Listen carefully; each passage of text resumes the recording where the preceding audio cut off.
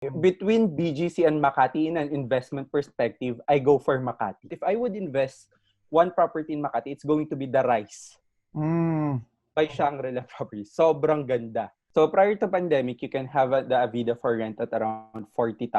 Ano na yun? Maganda na yun. Furnish, it's fit out. No, so pero if it's not, you get around 30 to 35,000 pesos for Avida in BGC. Got it. And for the Rice in Makati, prior to the pandemic, it was around 50 to 60,000 pesos. Okay. Pero cost is also 7 to 8 million din siya? No, the cost was 5.5 million. Whoa! A lot of people were reselling the Rice at 5.5 million.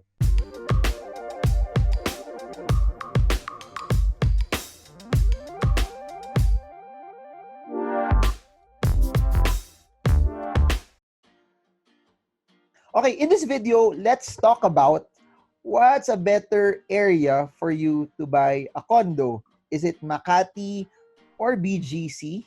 We have PhilGem's CEO, Richard Carvajal, back in the podcast. Richard, before I go and drill straight to this, how are you in the past few months? Kumusta na yung mga sobrang yaman sa Pilipinas na feeling ko hindi apektado sa lockdown? Hello Marvin, nice to be back in your channel. Always a pleasure being here. Okay naman so far. So meron transition for a big announcement. Pero more or less busy lang din because during the quarantine hindi nakapag-work, and then being in the real estate, ganun din, we have to double the work nung pwede na lumabas. So I still go to the office every day from 8 in the morning to 6 p.m. no, parang walang quarantine.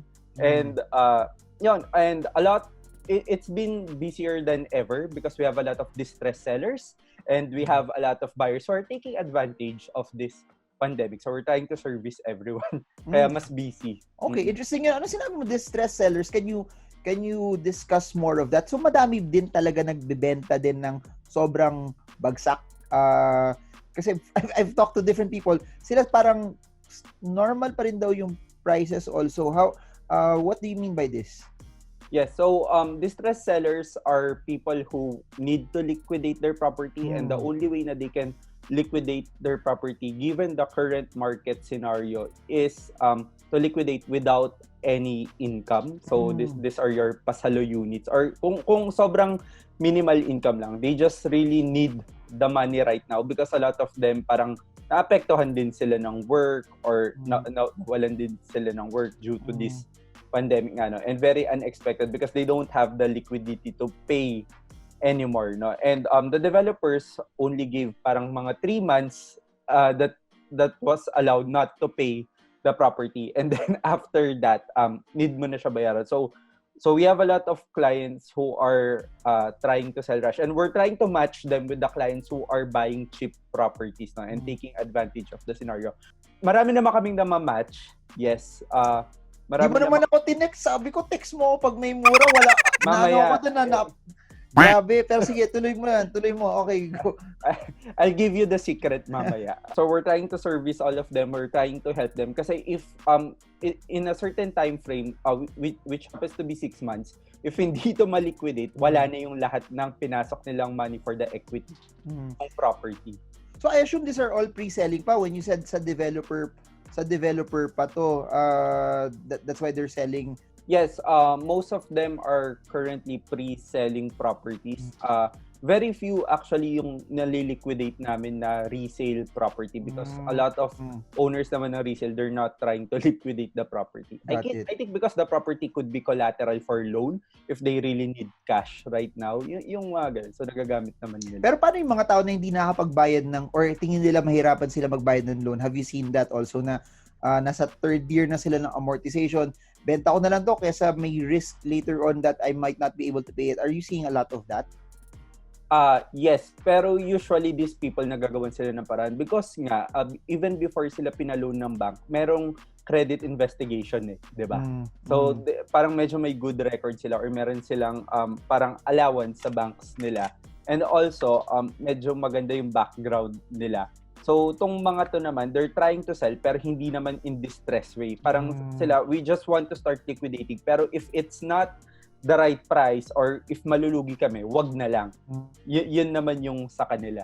Okay, so distress talaga are people more, it's really more for people na pre-selling, and because pre-selling sila, kesa sayang yung hinulog nila, makukuha nila kagad. And I like what you said, tama yung sa loan, no, na at least may leeway sila mag-negotiate also sa banks also, given this period. Okay. Correct. Yes. Before I go to the main topic, no, I'm curious, gaano kalaki yung pagkabagsak nila sa mga distress sellers? Depende sa developer. So if the developer was speculated in terms of price, so not in percentage na lang. So that was around 2 million. Let's say for example the SMDC property which was running around 7.5 to 8 million prior to the pandemic, it's now selling at 4.5 to 5 million pesos, no, sa Bay Area. So imagine that fall, that's around 2 to 3 million. We were telling people na, okay, sige, you, prior to pandemic na parang, why are you holding on to it? Because, you know, the Chinese are currently buying it and it's not going to be permanent. But a lot of people were being, greedy during that time. So, unexpected, magkakaroon ng pandemic. Ngayon, bumaba ng 2 to 3 million yung property prices. How many years pa before turnover to usually also? It's usually parang turnover within the year or within 12 months eh. Okay. So, ibig sabihin lang talaga nun, they were able to acquire, if they were able to acquire these properties 4 to 5 years, then it means talagang nag-double talaga yung capital appreciation nila for this. So, kaya willing sila i-sell at that price. You said na parang wala sila masyadong kita na distress. Yun yung mga this year lang halos bumili? No, usually itong mga 2 to 3 years ago na bumili. Itong mga nagbebenta na distress war. Yung mga this year lang bumili, pinabayaan na nila yung property nila. Because mas malulugi sila sa transfer taxes because transfer taxes are usually fixed for developers. No, not transfer taxes. Transfer of rights are usually fixed for the developers. So, baka mas malaki pa yung babayaran kesa dun sa amortization. So, a lot of them parang nilet go na yung kumbaga cut loss na sa stocks. No? We had a video with Carl D prior to this naman.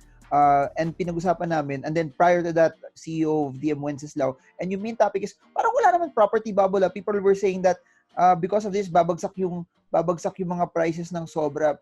Why is that not happening also? Yes, okay. So, walang property bubble. So, kung makikita mo, nag-price increase pa yung mga developers.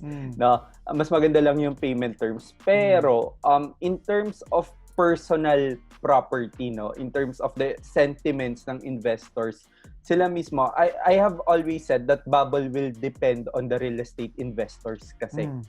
It's not going to depend on the supplies ng developers. So, because of this nga, a lot of people need money right now. Pero at the same time, a lot of people are buying property. Yun yung sinabi ko dun sa intro eh.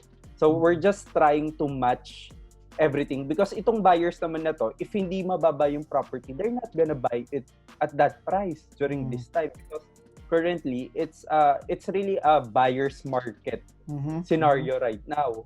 Diba? So, it's not really a bubble. No, it's just really a buyer's market. Okay. There are a lot of deals in the market. Do you see that na wala naman talaga malaking bagsakan also? Kasi I that's one of the questions that I get most of the time, all the time, and I'm saying that sa ngayon na wala pa, bakit gusto niyo mag-crash ng malaki? From someone who's exposed to at least buyers and sellers on a regular basis, do you see that happening? I don't think so. It's really not gonna fall down naman. It's just really, the issue here is just really na a lot of buyers need to liquidate their property. And these buyers talaga, they bought their property for flipping talaga. So that was the main purpose of buying the property. And because they cannot flip at a certain price due to the current market scenario, then bebenta na lang nila at whatever price they could because they'll probably use the money somewhere right now. And a lot of these people din kasi pa-turnover na yung property nga kasi nga within this year or within the next 12 months, and they don't have the cash, no, or they don't have the cash. Let's say for example, specific client na lang, one of my client talaga, the plan was really to bank loan the property, and then the November it was due for bank loan. Now nawala siya sa work. Nawala siya sa work. So yung investigation ng bank hindi na talaga siya a-approvean because currently unemployed siya despite him being 10 years in the company. So wala siyang choice ngayon to sell his property. And habang tumatagal, every month na tumatagal, he's parang nagkakaroon siya ng interest ng 3 to 5% of the total balance payable, which happens to be 80% of the total value of the property. So talagang we're rushing to sell. And the only way to sell it is if talagang pasalo price talaga siya. Parang words of comfort for people, there's nothing to be worried about December 2020. Based on that, at least pwede magbago to guys, but based on the numbers, everything looks well. Is that what you're saying, Richard Yes. Carvajal? These are just personal circumstances ng mga buyers. And they come to us because they think na we're one of the best to flip their property. Binuhat yung sariling Oo nga, but if you guys are learning, comment below. Yun yung pinakagustong-gusto ni Richard Carvajal, na pinutin nyo yung like button for the YouTube algorithm para masaya tayo lahat dito. Anyways, let's go. Main topic. What's a better place to buy property right now, or at least to have it either as an investment? Makati ba or BGC? That's the ongoing debate. Kasi ako sobrang bias ako sa BGC. Sobrang bias ako sa BGC, but what's your take on this? Kasi a lot of people are saying that parang naman silang mahal, pero what will be a better scenario, especially we're entering 2021? So BGC and Makati, kasi parang in general it's not comparable. I mean it's almost the same eh. So hindi mo talaga siya makikita yung contrast nilang dalawa. Okay. And pero people know, if they watch my vlogs, they know that I don't like Makati. No. However, for certain reason, however, and I lived in BGC for 9 years. So I can... Ayun na yung mga taga Makati na nanonood dito. So, nag-alisa na, nag-unsubscribe na. Joke lang. Pero pero however, between BGC and Makati, in an investment perspective, I go for Makati. Because Makati, medyo mas diverse yung property options mo. Medyo mas diverse yung investment options mo. So if you would look at it now, you can still buy a 36 square meter Ayala property in Makati for around 6.5 to 7.5 million pesos. So these are your Alveo properties. Now I think that's possible for BGC if you buy Avida properties. So in number one, in terms of the quality of a finish, you're buying let's say for example a high end in Makati at that price. You're buying a mid end in BGC at the same price points. So that's actually the first one. And if of course, if there is sorry, just to clarify, when you say high end, parang ALP in Makati, Alveo lang sa BGC, something like that? Something like that. Pero kasi Alveo ngayon kasi hindi mo na rin siya makla-classify as mid-end because of the price point. So Alveo right now we classify is as high-end and ALP is as ultra high-end. Because of the price point. So yun nga, so Alveo in Makati and Avida in BGC would give you the same price of property. And because of that, of course, if you're buying a property na kunwari mid-end, of course, you get lower rent than per square meter. And if you're buying, may factor din siya hindi lang naman sa location. So you get a little bit more premium in terms of the rental income. And lastly, in an investment perspective, of course, the more expensive the property, the lower you yield in terms of rental returns. So, dahil doon, you will yield better sa Makati. And mas maraming ino-offer yung Makati. So, right now, a lot, one property sa Makati na gustong-gusto ko na I've missed out because I don't like investing in Makati. But if I would invest one property in Makati, it's going to be the Rice. By Shangri-La Property. Sobrang ganda. Parang maganda naman lagi ba sa Shangri-La, the quality is always good. That's what I've noticed from what they've done also. Yes, pero they were promoting this as their low and affordable property. Pero bakit yung turnover mas maganda pa dun sa high-end property nila? You know what I mean? And the Rice, for example, was parang nung pre-resale yan, it was very low value kasi nasa binabahang lugar sa may Yakal ba yun? That's not Yakal. Bangkal. Bangkal? Somewhere, yeah. Okay. Yeah, basta sa may binabahang lugar. So no one wants to buy and parang nakahiwalay siya sa Ayala Avenue. Okay. And then if you look at it now, para na siyang connected eh. If you're passing by Ayala Avenue, siya yung building sa gitna together with Air Residences, no. So parang you still have those options. You still get good finds for Makati. In BGC, it's quite hard to get a good find property, no matter how hard you try. Kasi for me, owning a property in BGC is more of a status symbol eh. Right talaga? now eh. Parang, katulad mo, you're very sobra ka. Oy, hindi ako kasama dyan. Oy, hindi. Guys, dito to yun. Comment below. Pero technically, mahirap i-find yung contrast nilang dalawa. So, what I do is parang I base it on the numbers, no? Kung anong returns yung binibigay sa akin ng dalawang to. So, you can probably buy a one-bedroom a studio unit in BGC, pero you can actually buy a two-bedroom in the Rise in Makati. And you know the rentals sa the Rise, it's around parang nasa 50,000-60,000 yung rentals sa the Rise. No? Okay. That's a two-bedroom. No, that's parang one-bedroom. Okay. Unit, small cut, one-bedroom. Siguro para people can picture it also. So yung parang comparison when you're talking about one-bedroom versus the Rise, one-bedroom Alveo, tama ba? No, it's around 36. Avida. So Avida. Yeah, Avida. Okay, so Avida. So Avida head to head. How much? Nasa 7 million, no? I think 36 square meters sa BGC. Is that correct? 7 to 8. Yes, that's correct. So 7 to 8, magkano nila normally rental rates no? Then let's compare it also sa the Rise. How much is it then magkano mapaparent para at least people can... Now or prior to pandemic? Sige. Prior to pandemic tsaka now na lang para at least may meron tayong dalawang price points. So prior to pandemic, you can have the Avida for rent at around 40,000. Ano na yun? Maganda na yun. Furnish, it's fit out. No, so pero if it's not, you get around 30 to 35,000 pesos for Avida in BGC.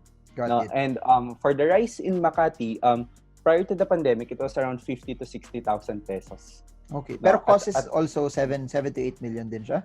No, the cost was 5.5 million. Whoa!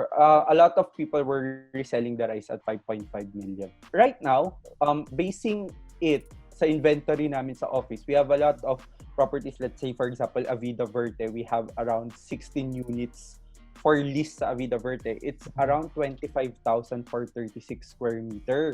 So, baka may naganap dyan for lease. Saan ulit to? Vertes? Avida Verte? Verte. Okay. Yes, This is, ito yung nasa dulo na part, no? Nasa may... 34th ata siya. Near Kalayaan, na? Or... Parang hindi. Medyo gitna siya eh. Okay, got it. We tried listing it at 28, pero para lang may mag-rent. So, it was around 25,000 per month. The Rise right now, it's around 35 to 40,000 per month. No, so we close. So, parang sa yield pa lang, no, Makati is projecting a higher yield, which is normal because BGC properties are more expensive, no. Kaya nga a lot of buyers kanina sa pinag-uusapan natin, they would like to get parang cheaper units at a cheaper price so they could yield higher. Kasi yun yung basic concept ng yield eh. They're inversely correlated, di ba? Okay. So, the higher the price, the lower the yield you're getting. I'm curious on this. Yung rental rates bumaba, pero yung prices ng condo pag binenta, it hasn't changed. Bakit ganun? May stability sa buyers and sellers market, pero for those that would rent, yung bumaba siya significantly. Is it because people have gone outside Metro Manila na madami nag-uwian also, or highly connected din yan sa POGOs na nawala? Yeah, that's correct. Both POGOs and a lot of people are working from home in their provinces. Sabi ko sa inyo, guys, madami rin ako alam, may ambag din ako. Pero anyways, continue. Correct both points yun. Pero a lot of people, if titignan mo yung leads namin, no, inventory leads namin, a lot of people are starting to buy lands. Sobrang lakas namin sa lupa. And that was our weakness before. No? We're not able to sell lands because we're not Carl D. Pero eventually, biglang everyone wants to buy lands sa south. Everyone wants to buy. Believe me, like yesterday, I was closing Tagaytay land property. Tomorrow, I have someone who's buying 5 lands in Tagaytay again, no? So parang everyday Tagaytay property workers. So a lot of these are effects, no, of the pandemic. In terms of prices, the reason why it's not going down, it's because developers are controlling the price. So when we say they're trying to maintain the price, which is good kasi it's not normal to say na parang bumaba yung price, you know what I mean? So this is parang they just use the discount or quarantine promo, all those things, no? And because of that, pag titignan mo yung total contracted price, mataas pa rin siya. So a lot of people, the rule of thumb, if people do not know, is you'll be able to sell your property 20% lower than the developer, 10 to 20% lower than the developer's price. No. So, medyo hindi porket yun yung price ng developer, yun din yung price na mabenta mo. Pero it can happen on a certain condominiums, case-to-case basis, no? Pero in general talaga, it's the developer's price itself sa inventory nila is always higher. So, dahil hindi binaba ng developer yung prices, hindi rin bumaba yung prices ng secondary market. So, that's how you look at it. Makes sense. So, we talked about yung rental yield. Sino kaya in terms of appreciation ngayon, given current prices, given the current scenario, Makati or BGC? Which do you think, siguro 5 years from now, who would appreciate more still? Kasi when it comes to appreciation, it's parang it's stable naman na parang we're appreciating at 12% per year kasi everyone is required to do a price increase para walang maiwan na price, so we can avoid these things na. Pero once nasa secondary market na yung condo, may yung decision na ng owner whether what to sell. It would always depend sa supply ng properties, no? On how much supply. Doon na pumapasok yung impact ng supply ng properties. What's more supply now? BGC, Makati? Makati pa rin. Because yung pagkakagawa ng Makati medyo mas malilit na unit, so mas maraming supplies in terms of the however, 'di ba, there's more workers in Makati, no? There's more a lot of people, if you look at it, a lot of people working in BGC don't actually live in BGC area. Because what's the primary reason for that?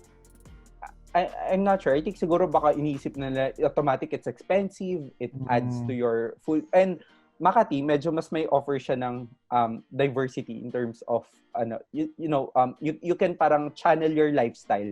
Parang okay, hindi masyadong social, pwedeng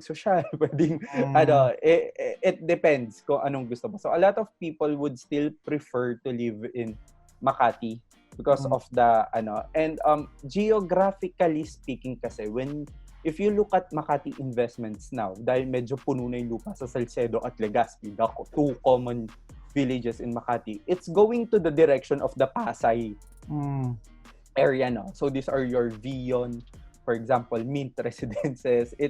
And that positioning, Chino Roses, no? Medyo mas malaki talaga yung land do Makati. So mas marami talaga silang pwede gawin. And their positioning is strategic kasi, no? Parang they're near Pasay, they're near so parang na puhulin nila yung dalawang city, parang ganun. Okay. So in terms of agglomerations nung property nila. So yan. BGC somehow is parang isolated in a sense, no? So if you isolate an urban area, no, parang it creates economic enclaves. And parang, nagtra-traffic siya by itself doon, etc. Yung Makati, meron siyang expansion growth. May room for expansion pa siya. In terms of getting tenants, would you say based on what you said, mas madaling maka-attract sa Makati because there's more offices also there? Almost the same lang Pero a lot of inquiries kasi from BGCs are madali sa BGC if it's a 2-bedroom or if it's a big 1-bedroom kasi it's more of families sa BGC. So may ganung impact. Sa talaga, if it's a studio unit, it's easier talaga siya pa-rent sa Makati based on my experience. Kahit ngayon, like if there's a list na nag-expire sa Makati, mabilis namin siya napaparent kagad.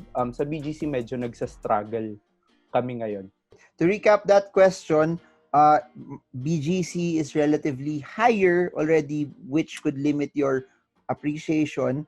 BGC has lesser supply. However, there's more employees working in Makati versus in BGC, which will allow you also to get more tenants. And then may segmentation also of the market there. And then as what Richard Carvalho said, may perception na mas social yung BGC. That's why there's more people in BGC working there but not really living there as compared to Makati. Nakatira sila doon, tapos doon din sila nag-work. Now, I want to transition to this very, very interesting question. And Pero mas gusto ko tumira sa BGC. Okay, so investment perspective lang yung Makati na choice kanina. Got it. I want to transition to this question. This is one of the most asked questions also in the channel. And because primarily also they're one of the bigger developers.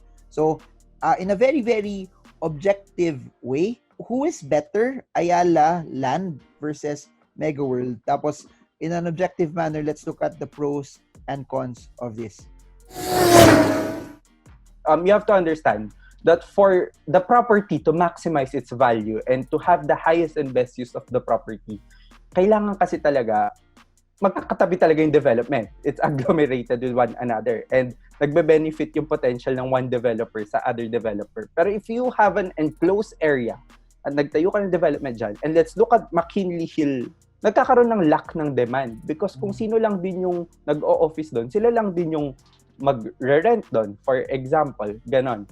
And like for example, nag-o-office ako sa let's say for example sa BGC, even if nag-office ako sa Ayala, I have options to rent a cheaper property, for example.